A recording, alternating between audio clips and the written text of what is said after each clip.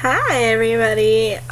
Today, well, for this video, it's pretty much just like a couple of questions that I've been getting asked in my inbox from a couple of you guys.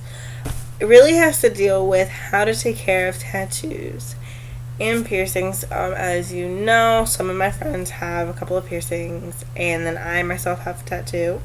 Can't see it, it's hidden. So I'm gonna show you guys pretty much like how I take care of my tattoos and how my tattoo artist told me how to take care of it. It's really easy, really simple, but it is time consuming. So I'm going to start. After you get your tattoo, you're supposed to leave the bandage on for 1 to 3 hours. Take it off. Let it breathe a little bit.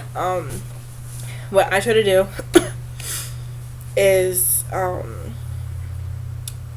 I do like the big take care of like after I take a shower, but what I usually do is I just let it breathe for whatever amount of hours. So like I went and got my tattoo done at like 12 o'clock in the morning. I was done by like 2. I was in the city, so I was like with my family, with my friend and my family, with my cousin, and I got back around like 6 or 7 that night. So I had like a really good, I left it on for longer than it was supposed to be, but there's also, I had a little issue while getting it. Excuse me. So pretty much just like take it off after 3 hours, depending on how big your tattoo is, what the details and the amount of ink and things like that. I think that takes into consideration. Some tattoos require them to be covered longer than others, but what I pretty much do is like I get in the shower, wash my body with my regular soap. The area where your tattoo is, it's very I don't want to say like it's difficult, but it's one of those things where you have to be prepared. Do not scratch it, do not pick at it. It's gonna look all weird to some of you, so I would just leave it alone. So my first step is Dove Dial in a Bacterial soap. I get the gold hand soap with moisturizer and antibacterial. Just because bar soap is like the worst thing that you can use, just because it has so much bacteria on it. Even if you sit there with it and you rub it into your palms, and then you go over that area or whatever, you're still putting bacteria back onto the bar. I did that. I used Dial when I got the first part of my tattoo done, and it was just like, I mean, and it was great. And then I used Dial Bar as well, and I didn't like it. I went back to my soap from my first tattoo. So take a little bit of this. Depending on how big your tattoo is, I'd recommend getting a bigger bottle. If you just have like a little thing, you shouldn't need that much. Just pump it in your hand. Maybe like a quarter or like a $50 size, like this big of a size, and put it, just like rub it on that area. So like if I don't know, say if you're that person that gets it like on your arm, like I know someone who got hers like right here. So you just take it like that, go over it. I let it sit for like a minute. Like I'll put stuff on my face. Like I'll do like my face wash or something. Rinse this off. Remember, do not scrub it. Just like go like this. Let it rinse off. When you get out the shower, I don't pat dry it or anything. I just let it air dry. And then for the first 3 days, you're supposed to use. They told me to use A&D, but I use Aquaphor, so it works just as good, if not better. I felt like A&D's a lot stickier. Aquaphor works really well. This was $4 for this little thing.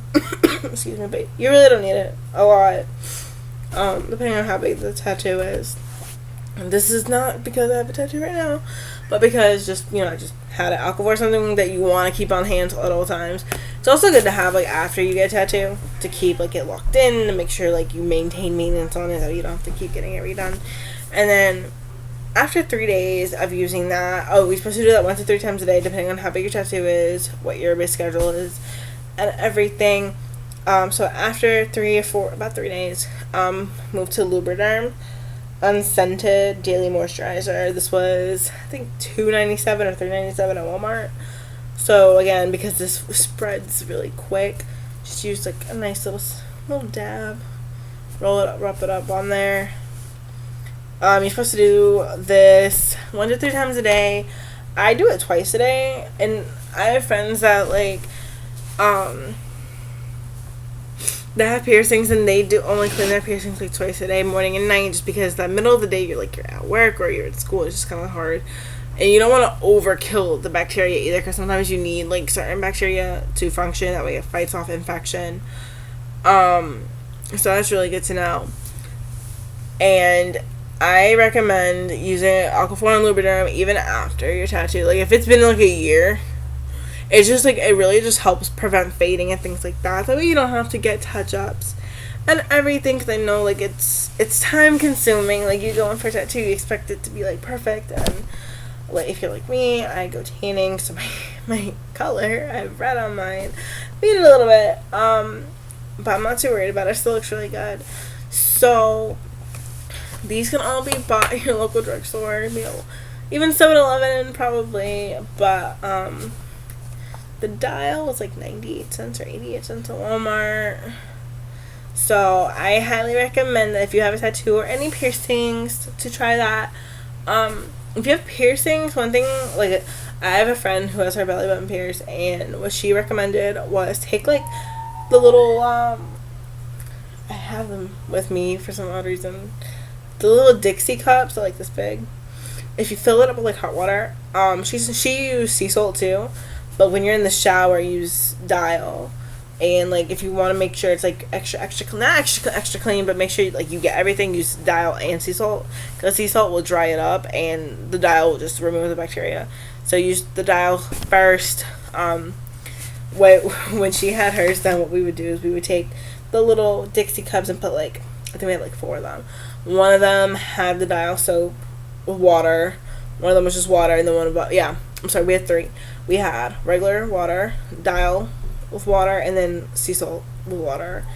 And we would just take cotton balls and cotton swabs and just kind of clean them up a little, and then rinse it with the clean water, and then go to like the sea salt and do that, and just like take the cotton ball, let it soak, just let it sit there, absorb everything, and it really just helps. It makes your healing process a lot better.